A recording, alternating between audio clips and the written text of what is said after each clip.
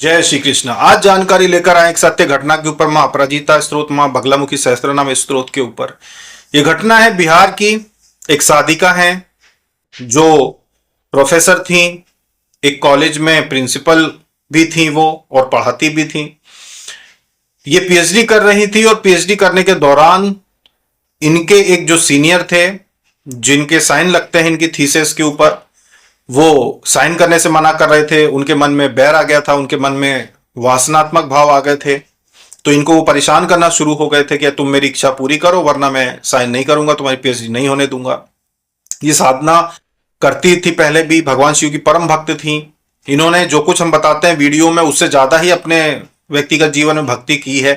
हर प्रकार से इन्होंने भगवान शिव को पाने की का प्रयास किया कि उनकी कृपा प्राप्ति हो, इनको मोक्ष की प्राप्ति हो। घर की जिम्मेदारी भी अपने उठाती हैं, बच्चों का भी लालन पालन अच्छे से, पढ़ाई लिखाई सारी चीजें ये ध्यान देती हैं।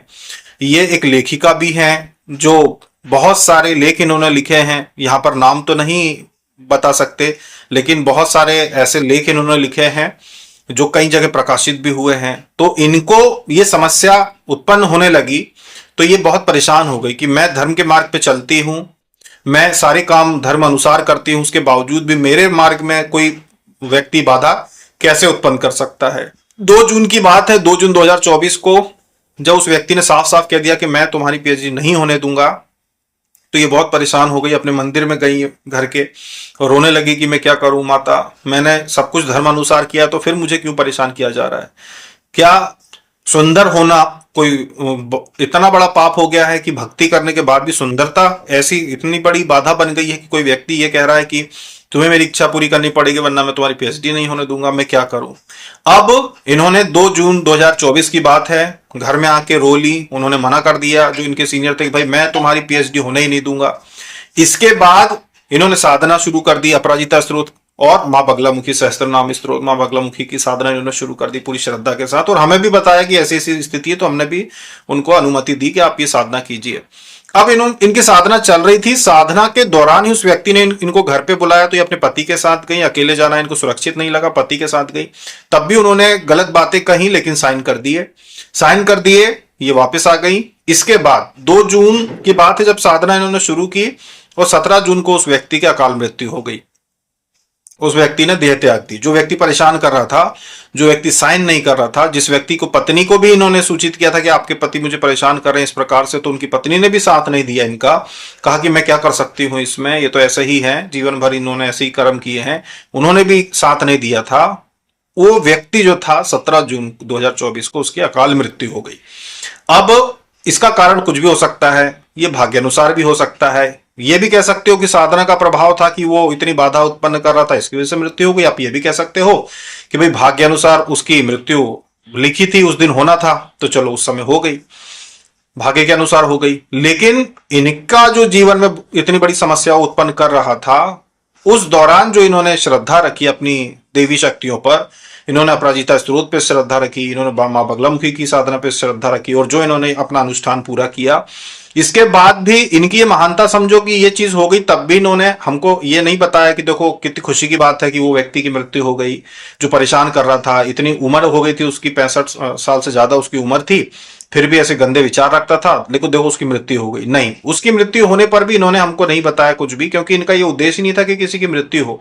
ये तो स्वाभाविक भाग्य अनुसार उस व्यक्ति की उस समय मृत्यु होना लिखी थी, और इनका काम जो होना था वो तो हो ही गया था साधना के बल पर, कि भाई उन्होंने बुला के खुद साइन तो कर ही दिए थे। तो साधना इन्होंने की भी इसलिए थी कि इनका काम हो जाए, तो काम हो गया। काम होने के बाद उस व्यक्ति का होना था मृत्यु भाग्य अनुसार, जो उम्र लिखी थी, तो उनकी मृत्यु हो गई। पर उस समस्या से जब ये बाहर आई, तब इन्होंने, हमने ही एक दिन पूछा कि आपका क्या हुआ उसका, जब इन्होंने बताया कि भाई मेरी पीएचडी जो है वो हो गई है, अब बस मेरे आने वाले सर्टिफिकेट। तो हमने इनसे पूछा कि भाई वो तो व्यक्ति तो परेशान कर रहा था आपको, उसका क्या हुआ। तब इन्होंने बताया कि मैंने बताया नहीं आपको, पर साधना करते समय, मैंने शुरू जब साधना की थी, तो साधना पूरी होने के पहले उस व्यक्ति की, उसने साइन भी कर दिया था, और साधना पूरी होने के पहले उसकी मृत्यु हो गई थी, तो मेरा पीएचडी हो गया था। फिर हमने और विस्तार में पूछा कि पूरी बात बताइए क्या हुआ था, कैसे कैसे, क्योंकि हमने पहले उतना ध्यान नहीं दिया था। बस उन्होंने बताया था कि परेशान कर रहा है ऐसा वैसा, हमने कहा आप ये साधना कर लो।